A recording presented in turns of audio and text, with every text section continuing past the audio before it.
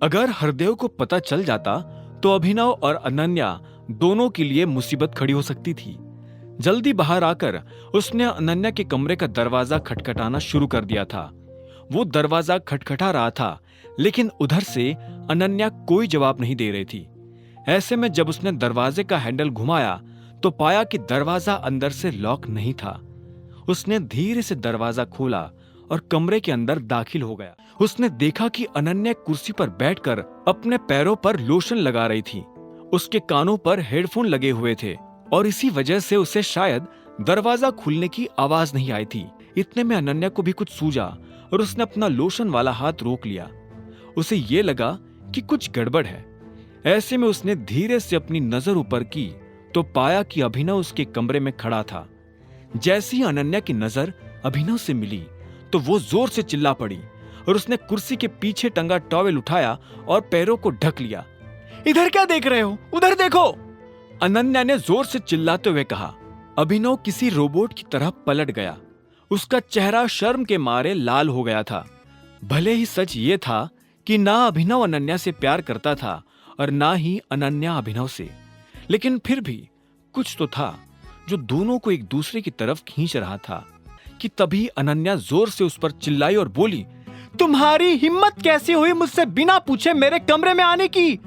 I am sorry, मुझे सच में idea नहीं था कि तुम मुझे इस हालत में मिलोगी और मैं सीधे तुम्हारे कमरे में भी नहीं घुसा। मैंने काफी बार तुम्हारा दरवाजा खटखटाया, लेकिन जब तुमने दरवाजा नहीं खोला तो मेरे पास सीधा अंदर आने के अलावा और कोई चारा नहीं रह गया था। अभिनव ने तुरंत अनन्या को समझाने की कोशिश करते हुए कहा, लेकिन जब वो अनन्या को सफाई दे रहा था तब उसे खुद समझ नहीं आ रहा था कि वो अनन्या को सफाई दे क्यों रहा है। अनन्या उसकी पत्नी है, नहीं?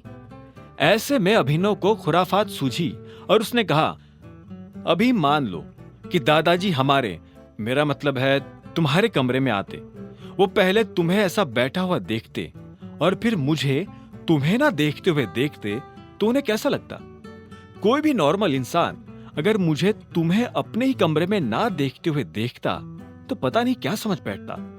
पागल आदमी, मेरे दादाजी कभी ऐसे दूसरों के कमरों में बिना पूछे नहीं घुसते हैं, अनन्या ने चिढ़ते हुए कहा। उसकी चिड़ी हुई शक्ल देखकर अभिनव को काफी अच्छा लग रहा था। उसने अनन्या को चिढ़ाने के लिए तो ये बात कही थी। अभिनव को जैसे ही जरा सी हंसी आई तो इतने में अनन्या ने कहा, चलो अब मेरे कमरे से बाहर निकलो और जब तक मैं ना बुलाऊं अंदर मत आना। जब मेरा हो जाएगा तब मैं तुम्हें आवाज लगा दूंगी। अभिनव ने यह सुनकर एक गहरी सांस ली और बोला, ठीक है, लेकिन जरा जल्दी करना क्योंकि मुझे भी काम पर जाने में लेट हो रहा है। मुझे ऑर्डर देने की जरूरत नहीं है, समझे ना? यह मेरा कमरा है, जब मेरा मूड होगा तब दरवाजा खोलूंगी। अनन्या ने जैसी अभिनव को फटकारा तो इतने में उसे बाहर से आवाज आई, अनन्या दरवाजा खोलो।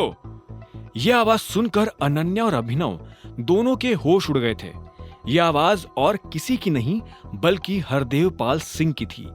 अपने दादा की आवाज सुनकर अनन्या का दिल जोरों से धड़कना शुरू हो गया था।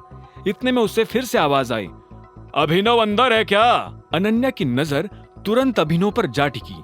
अभी तक जो अनन्या अभिनव को गुस्से भरी नजरों से देख रही थी, अब वही अनन्या आंखों ही आंखों में अभिनव से मदद मांग रही थी। मैं अंदर ही हूं। यह सुनते ही अनन्या की जान में जान आ गई थी, लेकिन इतने में उधर से हरदेव ने कहा, क्या मैं 2 मिनट के लिए अंदर आ सकता हूं? मुझे अनन्या से कुछ जरूरी बात करनी है। दादाजी, पर मैं अभी तैयार हो रही हूं। अनन्या के मुंह से घबराहट के मारे निकला। इतने में अभिनव की नजर अनन्या से जा टकराई। इससे पहले कि वो कुछ कहता, अनन्या ने उसे चुप रहने का इशारा कर दिया था। ऐसे में अभिनव ने कहा, हाँ एक्चुअली हम दोनों ही तैयार हो रहे हैं। तैयार हो रहे हो? सुबह हो चुकी है, सूरज सिर पर चढ़ रहा है और तुम दोनों अभी तक कमरे में तैयार हो रहे हो। वाह!